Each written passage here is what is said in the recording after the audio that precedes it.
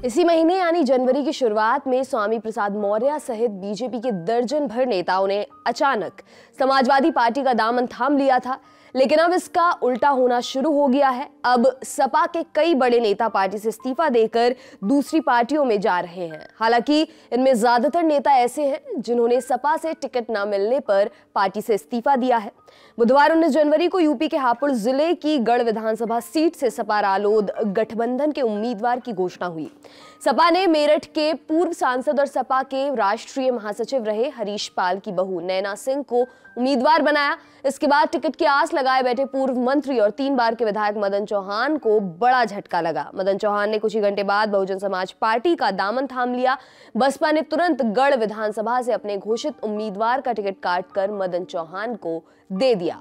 Madan Chauhan west UP के बड़े ठाकुर नेता माने जाते हैं। गढ़ सीट पर सपा प्रत्याशी के तौर पर उन्होंने 2002, 2007 और 2012 के विधानसभा चुनाव में जीत हासिल की थी।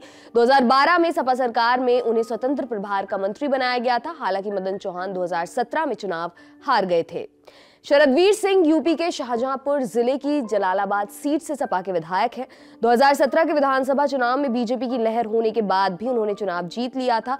शरदवीर जलालाबाद सीट पर 3 बार चुनाव जीते हैं। उससे पहले उनके पिता इस सीट से विधायक रहे। इस बार भी उन्हें टिकट मिलने की पूरी उम्मीद थी, लेकिन जनवरी की शुरुआत में स्वामी प्रसाद मौर्य ने सपा ज्वाइन कर ली। उनके साथ नीरज मौर्य ने भी सपा ज्वाइन की। नीरज मौर्य जलालाबाद सीट से विधायक रह चुके हैं। इस बार वे बीजेपी से टिकट मांग रहे थे, लेकिन सपा ज्वाइन करने के बाद उन्हें अखिलेश यादव ने टिकट दे दिया।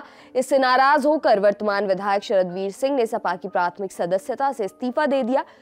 शरदवीर का यह भी कहना है कि वे अब सपा प्रत्याशी को हराने के लिए पूरा जोर लगाएंगे।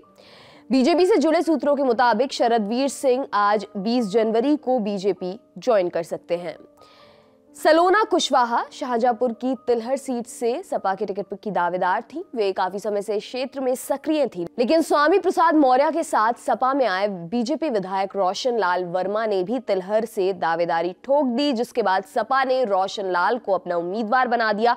इससे नाराज होकर सलोना ने सपा से इस्तीफा दे दिया और बीजेपी ज्वाइन कर ली। योगी सरकार में कैबिनेट मंत्री सुरेश खन्ना ने उन्हें भाजपा की सदस्यता ग्रहण करवाई। सलोना कुशवाहा को बीजेपी तिलहर से अपना उम्मीदवार बना सकती है।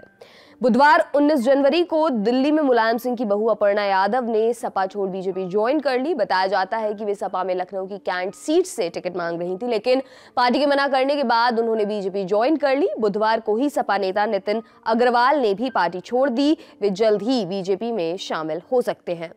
आपको बता दें कि नितिन अग्रवाल वरिष्ठ भाजपा नेता नरेश अग्रवाल के बेटे हैं। वे समाजवादी पार्टी से हरदोई विधानसभा से विधायक हैं। साल 2021 में भाजपा ने उन्हें यूपी विधानसभा का उपाध्यक्ष बनाया था। निर्मल वर्मा 2007 में पहली बार बसपा के टिकट से बिस्वा विधानसभा से विधायक बने थे। इसके बाद उन्होंने 2012 और 2017 के विधानसभा चुनावों में बसपा के टिकट पर ही चुनाव लड़ा, लेकिन दोनों बार हार का सामना करना पड़ा।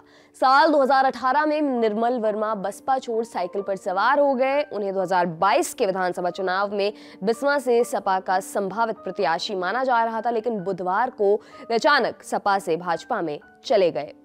आपके लिए तमाम जानकारी लाए हैं हमारे साथी अभय। मेरा नाम है दिव्यांशी। देखते रहिए लल्लन टॉप यूपी। शुक्रिया।